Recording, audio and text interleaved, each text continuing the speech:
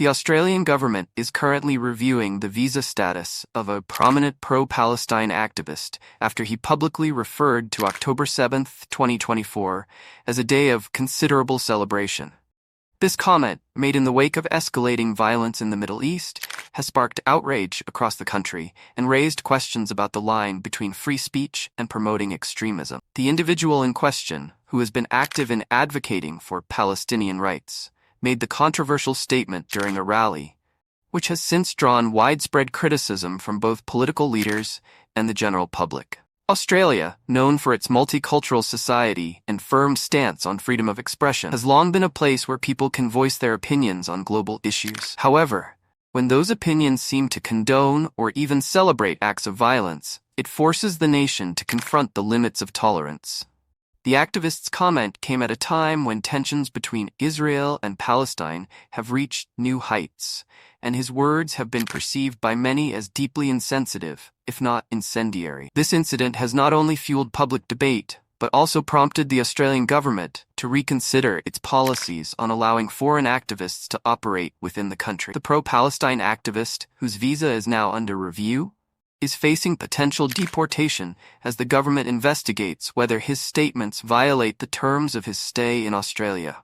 This review is part of a larger conversation about whether foreign nationals who engage in political activism should be allowed to remain in the country if their rhetoric incites violence or hatred. On October 7, 2024, a violent outbreak in the Gaza Strip claimed the lives of both Palestinians and Israelis, marking a tragic escalation in the ongoing conflict. For many, this day was one of grief and sorrow.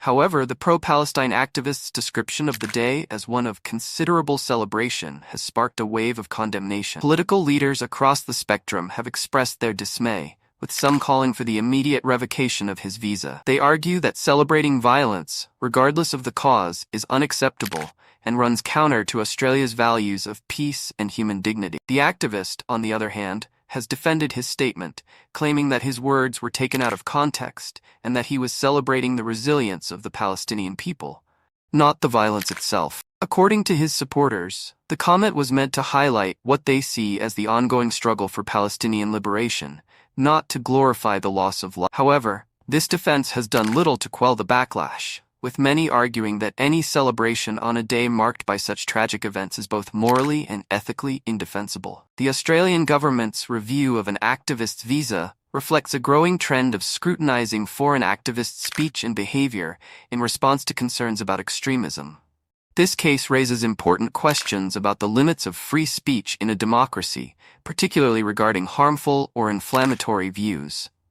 Pro-Palestine activists argue their cause is rooted in justice, yet some rhetoric risks alienating potential supporters by appearing to endorse violence. Conversely, supporters of the activist claim the visa review suppresses dissent and free speech, particularly in the context of perceived Western bias in the Israel-Palestine conflict. The outcome of this case may set a precedent for how Australia handles foreign activism, balancing free speech with national security concerns. Please like, share, and subscribe.